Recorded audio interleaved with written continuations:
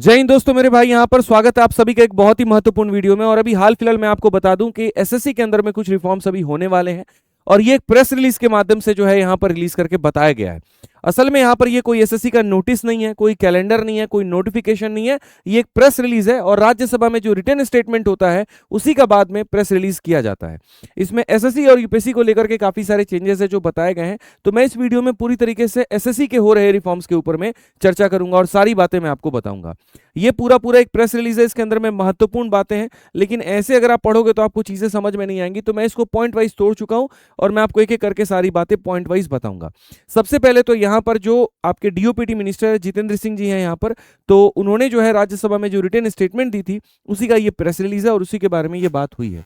इसमें यहाँ पर सबसे पहले जो मुख्य बातें कही गई हैं वो ये कि इसमें रिक्रूटमेंट की जो साइकिल है वो 15 महीने और 18 महीने से हटा करके 6 से 8 महीने कर दिया गया है। जैसे पहले आप देखते थे कि एसएससी का रिजल्ट और पूरा प्रक्रिया होने में 1.5 साल लग जाता था, लेकिन अब ये 6 महीने के अंदर में ये कहा जा रहा है कि 6 से 8 महीने के अंदर में पूरी रिक्रूटमेंट साइकिल यानी नोटिफिकेशन हो गया, एग्जाम हो गया और ये सारी चीजें हो गई, सब 6 से 8 महीने में हम पूरा कर देंगे। दूसरा जो एग्जाम स्ट्रक्चर है इसके अंदर में, जैसे पेपर आपके कई टीयर में होते थे उसको कम करने की बात की गई है। तो आपके मन में ये भी सवाल हो रहा होगा कि क्या सीजीएल अब टीयर 1 टीयर 2 जो 2 लेवल में होता है वो और भी कम होगा क्या? इसके ऊपर में भी मैं आपको बताऊंगा। एग्जामिनेशन मोड में कंप्यूटर बेस्ड एग्जामिनेशन के और विस्तार करने की बातें कही गई हैं, इसके ऊपर भी मैं अभी चर्चा करूंगा। डॉक्यूमेंट को लेकर के कहा गया कि सिक्योर ई डॉजियर सिस्टम बनाएंगे। तो ये किसके लिए होने वाला है? सिलेक्टेड के लिए, सभी कैंडिडेट्स के लिए, इसके ऊपर भी हम आपको बताएंगे। और बाकी वैकेंसीज और बेहतर तरीके से पूरा हो सके तो स्लाइडिंग मैकेनिज्म का फ्रेमवर्क लाने की बात की गई है, ये भी हम आपको विस्तृत रूप से बताएंगे। साथ में ट्रांसपेरेंसी को मेंटेन करने के लिए आंसर की ऑब्जेक्शन के मार्क्स और रिजल्ट ऑनलाइन, इसके ऊपर में भी कुछ बातें कही गई है, वो भी हम बताएंगे। तो कुल मिलाकर के ये हमारे सामने 6 बिंदु हैं और इनके ऊपर में चर्चा किया गया और एक एक पॉइंट को मैं बहुत आराम से, बहुत प्यार से मैं आपको सारी बातें समझाऊंगा ताकि आपको कोई दिक्कत ना हो और कोई गलतफहमी में आप ना रहें। तो सबसे पहले बात किया गया रिक्रूटमेंट के प्रोसेस को लेकर के। देखिए, अगर हम बात करें 2016 को लेकर के, तो जब यही एनडीए गवर्नमेंट आई थी तो उस समय यहाँ पर ग्रुप बी और ग्रुप सी के पोस्ट में इंटरव्यू होते थे। तो आते ही मोदी गवर्नमेंट ने यहाँ पर ये काम किया कि भैया हम जो है कहीं पर इंटरव्यू सिस्टम नहीं रखेंगे और हम इंटरव्यू सिस्टम हटाएंगे। उस समय एसएससी का पेपर जो है वो 3-3 4-4 स्टेज में होता था। जब इंटरव्यू उसके बाद में हट गया, तब उसके बाद में टीयर 1 हो गया, फिर मेंस हो गया, फिर डिस्क्रिप्टिव हो गया, 3 पालियों में पेपर होते थे। फिर उसके बाद में इन्होंने डिस्क्रिप्टिव को भी पूरी तरीके से हटा दिया।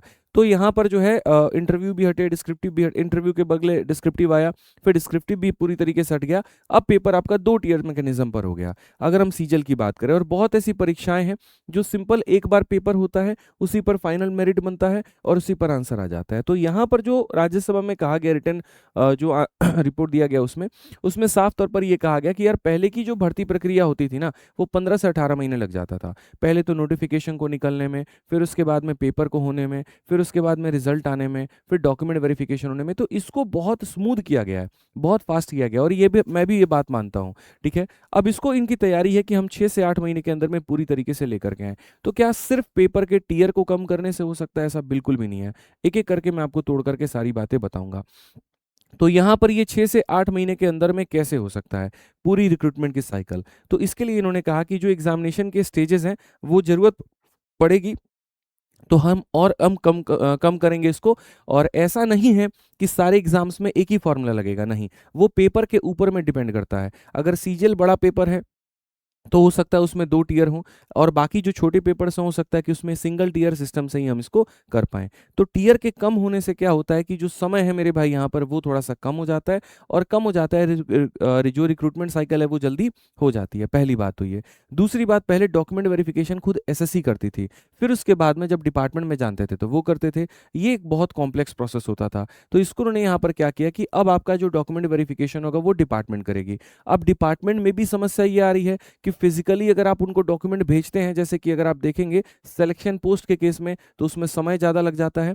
तो उसके लिए यहाँ पर इन लोगों ने क्या किया है कि ई डोजियर सिस्टम इन्होंने बनाया। यहाँ पर इन्होंने ये कहा कि सेलेक्टेड कैंडिडेट्स के डॉक्यूमेंट को डिजिटली और सिक्योरली संबंधित डिपार्टमेंट तक भेजने के लिए ई डोजियर सिस्टम लागू किया गया है।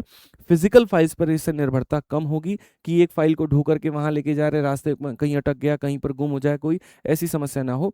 जैसे आप यहाँ पर एक आपको लिंक मिलेगा, उसमें आप अपने फाइल को को अपलोड करो और उसी से वेरिफिकेशन जो है दूसरी डिपार्टमेंट वहाँ पर कर लेगी। इससे डॉक्यूमेंट खोने का या टेम्परिंग का रिस्क कम होगा और कम्युनिकेशन जो रहेंगे वो आसान से होंगे। अगर एक डिपार्टमेंट के अंदर ही 4 लोग उसको देखना चाहते हैं तो उस पर्टिकुलर लिंक से वो चारों के चारों लोग देख पाएंगे। इसके ऊपर में लेकिन जो स्कैम होता है, अब उस पर एसएससी कैसे कंट्रोल करेगी वो देखना होगा, क्योंकि डॉक्यूमेंट जो बना है वो तो फिजिकल वेरिफिकेशन के लिए बना है, एग्जैक्ट वाटरमार्क देखे जाते हैं, सारी चीजें देखी जाती हैं। लेकिन अगर अपलोडिंग सिस्टम वो लेकर के आएंगे तो हो सकता है इससे फर्जीवाड़ा थोड़ा सा बढ़ जाए। तो इसके ऊपर में भी हो सकता है कि एसएससी अपने वे ढूंढे कि भाई उसको वो कैसे मैनेज करेगी। अब उसके बाद में आ जाते हैं नेक्स्ट पॉइंट को लेकर के। तो जैसे आपका साइकिल कम हो गया, मतलब स्टेजेस कम हो गए, डॉक्यूमेंट वेरिफिकेशन का प्रोसेस है वो वहाँ पर थोड़ा और आसान हो गया, तो इससे जो रिक्रूटमेंट की साइकिल है 15 से 18 महीने की वो 6 से 8 महीने में आ जाएगी। रिक्रूटमेंट जब तेजी तेजी में होता है तो इससे बच्चों को फायदा होता है। अगर एक बार पेपर कोई खराब चला गया तो कोई फर्क नहीं पड़ता, दूसरा वाला पेपर में ज़्यादा समय नहीं होता है, तो उसी तैयारी के आधार पर आप दूसरा पेपर देते हो और उसमें आपके सिलेक्शन की संभावना बढ़ जाती है। ठीक है, तो ये एक बहुत अच्छी कदम है और मैं इसको बहुत अच्छा मतलब सराहनीय मानता हूँ। अब उसके बाद में अगर हम बात करें यहाँ पर टीयर्स कम होने के बाद में, तो कंप्यूटर बेस्ड एग्जामिनेशन, इसमें तो इन्होंने अपने गुणगान किए हैं लेकिन इसमें कोई नया बदलाव इन्होंने नहीं किया है। इसके अंदर में इन्होंने ये कहा कि परीक्षा को और बड़े स्तर पर कराने के लिए हम कंप्यूटर बेस्ड एग्जामिनेशन करा रहे हैं और ये बहुत अच्छी बात है। बेसिकली स्टेट एग्जाम्स जो होते हैं जैसे यूपीएसआई और कांस्टेबल, ये सब आज भी ऑफलाइन होता है, सीडीएस का पेपर आज भी ऑफलाइन होता है, लेकिन एसएससी और रेलवे के पेपर ऑनलाइन होते हैं। तो उस बात की इन्होंने चर्चा की है, खुद से अपनी पीठ थपथपाई है, लेकिन इसमें इन्होंने यहाँ पर थोड़ा और इनको करने की जरूरत है। वो ये है कि जैसे पेपर में सेंटर पर जो समस्याएं होती हैं उसकी यहाँ पर थोड़ा कंट्रोल लेकर आए, अजीबोगरीब सेंटर मिल जाते हैं उसके ऊपर में लेकर के आए, बहुत दूर पर सेंटर फेंके जाते हैं वो कंट्रोल में लेकर के आए, तो उसके ऊपर में इन्होंने कहीं पर कोई बात नहीं की है।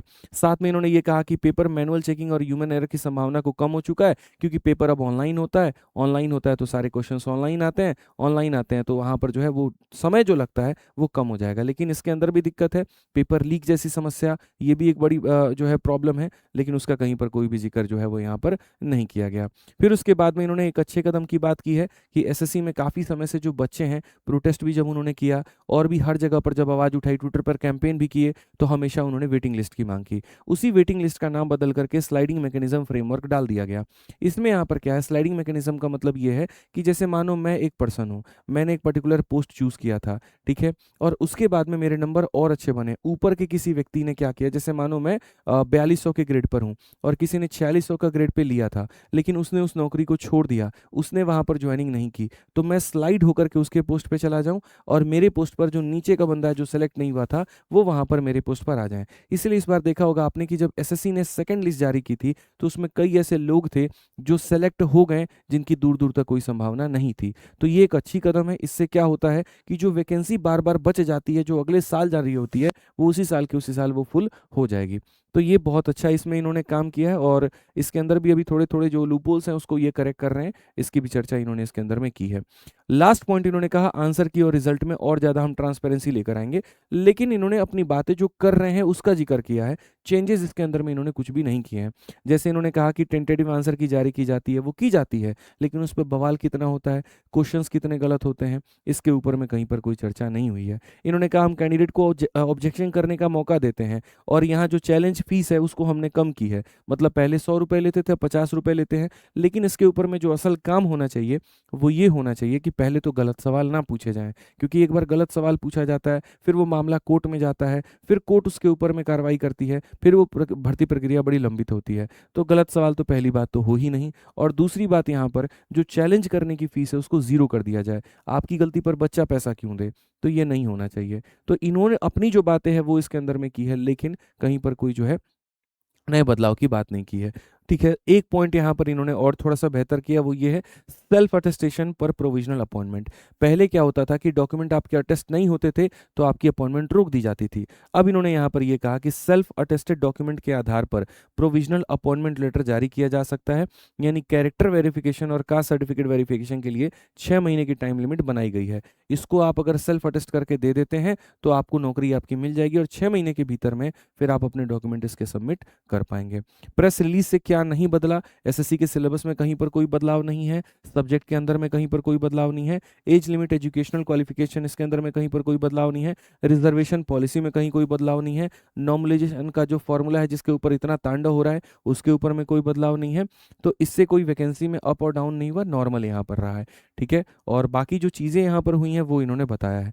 तो अब देखते हैं कि यहाँ पर जो टीयर है मेरे भाई वो कितना कम हो रहा है, कितना ज़्यादा हो रहा है। हालांकि टीयर्स को कम करने की बात की गई है, तो क्या सीजीएल में मेंस होगा कि नहीं होगा, या सिर्फ प्री प्री के आधार पर जो रिजल्ट है वो बनेगा, तो ये अब आने वाले समय में ही पता चल पाएगा। तो एसएससी की तो मेरे भाई यहाँ पर ये जानकारी रही। अब एसएससी में अगर आप गारंटेड सिलेक्शन चाहते हो तो वैसे में आपका सारा सब्जेक्ट का स्ट्रांग होना बहुत जरूरी है, और वैसे में एक बेस्ट टीम का होना बहुत जरूरी है। और विद्याग्राम पर मेरे भाई सारे के सारे टीचर्स आपके लिए सबसे बेस्ट पढ़ाते हैं, जो कंटेंट है वो सबसे शानदार है। और सबसे मजे की बात यह है कि अभी 3 मिलियन मेरे भाई सेलिब्रेशन, 3 मिलियन विद्याग्राम के पूरे हुए हैं, और इस 3 मिलियन पर विद्याग्राम के सभी कोर्सेज पर लगभग 50% का डिस्काउंट है। ठीक है, अगर हम बात करते हैं यहाँ जितने भी हमारे लाइव बैचेज हैं, जैसे मेरा चैंपियंस का मैथ्स का 3.0 बैच 899 का है, वो आज आपको 449 में मिल जाएगा। Reasoning special 449, English special 449, science special जो 400 का था पुष्पेंद्र सर का वो 200 में। तो करते करते यहाँ पर स्टैटिक का और यहाँ कंप्यूटर का जो बैच है 99 के जगह पर 49 में। ठीक है, आरती मैम का मेरे भाई साइंस स्पेशल 199 में, और ऐसे ही जीएस स्पेशल 449 में। तो जितने भी लाइव बैचेस हैं उन सब पे 50% डिस्काउंट के बाद में ये उनकी प्राइस। जितने वीओडी बैच हैं, जैसे मैथ्स के वीओडी बैच की सबसे ज़्यादा डिमांड होती है बच्चों में, तो भैया अब तुम्हारे पास मौका है।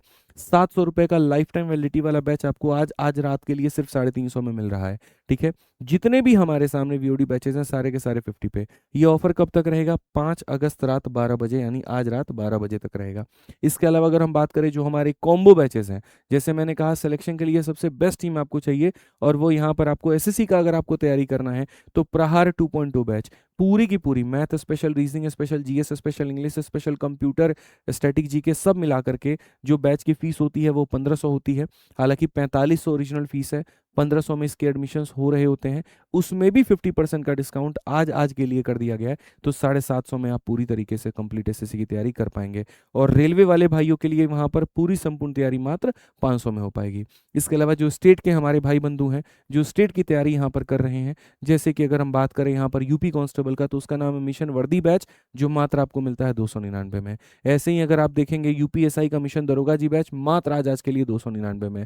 जीडी के लिए मेरे भाई यहाँ पर जो है भारत बैच मात्र 299 में, और अगर यूपीएसआई और यूपी कांस्टेबल का कॉम्बो लेंगे तो मात्र 599 में। तो ये बहुत बढ़िया ऑफर है। जाइए, जाकर के विद्याग्राम एप्लीकेशन डाउनलोड करिए और वहां से आप अपनी एनरोलमेंट ले सकते हैं। किसी प्रकार की इंक्वायरी करनी है तो ये वो नंबर, इस पे फोन करके आप बात कर सकते हैं। तो ये थी बच्चों संपूर्ण जानकारी। चैनल को सब्सक्राइब कर लीजिए, कोई भी ऐसा अपडेट आएगा तो हम आपको सबसे पहले बताएंगे और सटीक बताएंगे। बहुत बहुत धन्यवाद। जय हिंद।